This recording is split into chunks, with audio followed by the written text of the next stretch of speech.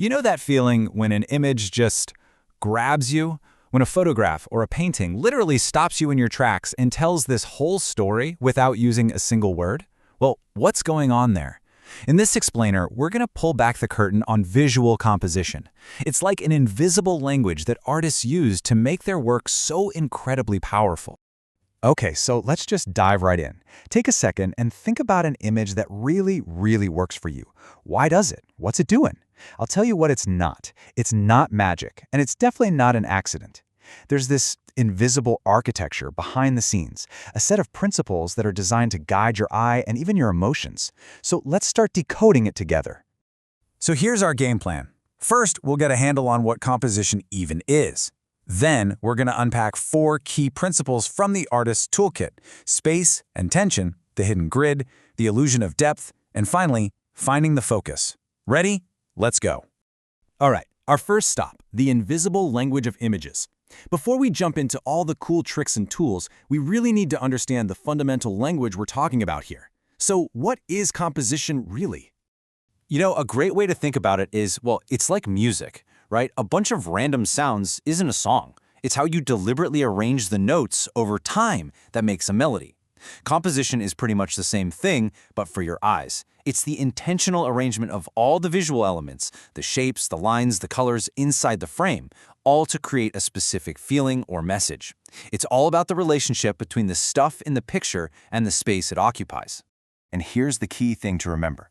You could just, point your phone at anything and snap a picture. And yeah, technically that's a composition, but an artistic composition, that's totally different.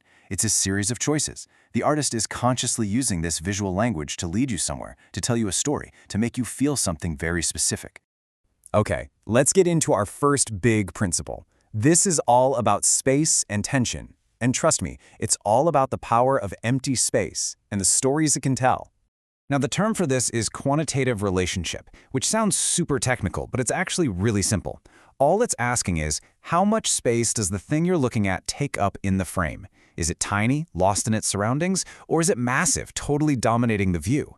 Just that one decision, how much real estate your subject gets, is one of the most powerful storytelling tools there is.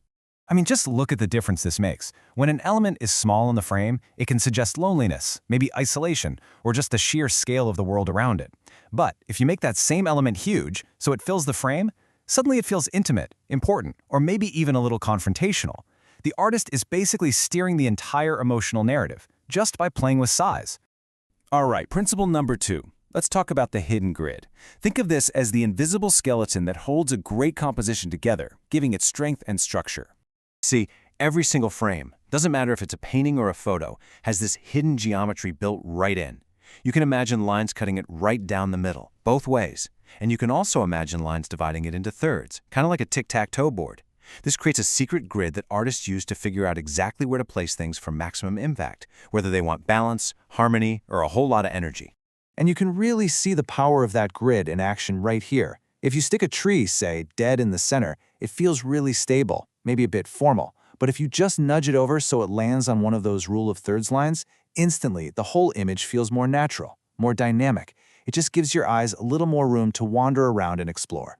And it's not just about the straight up and down lines either. The diagonals are like super highways for energy in an image. Anytime an artist places things along a diagonal line, a picture that could have been totally static suddenly feels full of movement and action. It creates this amazing tension and sense of direction that just pulls your eye right through the scene. Okay, so here's a big question. How do you take a totally flat surface, like a screen or a canvas, and make it feel like a 3D world you could actually walk into? Well, that's where our third principle comes in, the illusion of depth. We're all used to height and width, the X and Y axes, but the real magic happens on what we call the Z axis. That's depth. It's the illusion that pulls you into an image, making it feel like some things are right up close while others are way off in the distance. This is the trick that turns a flat picture into a believable world. So how do they pull it off? It's all about layers. Think of it in 3 parts.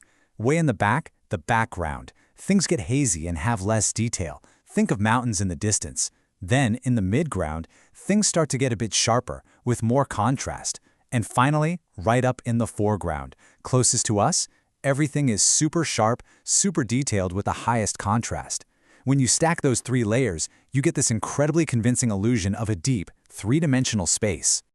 Okay, we've got our space, we've built our world with depth, but in this whole scene, where are we supposed to look first? This brings us to our final principle, finding the focus. This is all about being a visual tour guide. A really great composition never leaves you guessing where to look.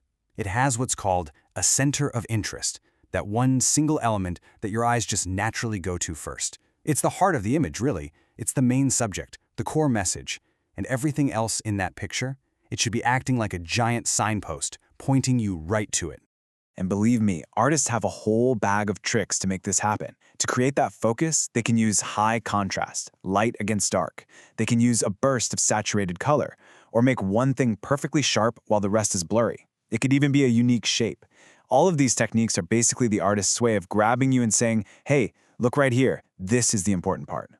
So when you start to see all these pieces together, the use of space, the hidden grid, the illusion of depth, and the clear focus, you realize what's happening. The artist isn't just a photographer, they're an architect. They're not just capturing a scene, they are building it, from the ground up with a very clear intention for how you, the viewer, are supposed to experience it. And here's the cool part. Now that toolkit is yours too. You now have the keys to unlock what's happening.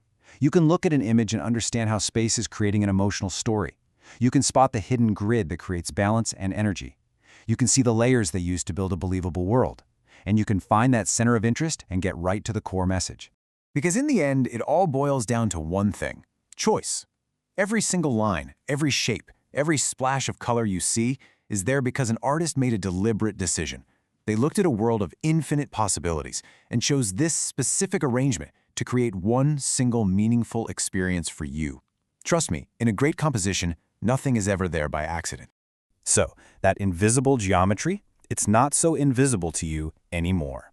You can see the code now, and the next time you look at a powerful photograph or watch a beautifully shot film, or even just frame a picture with your own phone, you'll be able to see the choices behind it. The hidden language is now yours to read. So the only question left is, what stories will you decide to tell?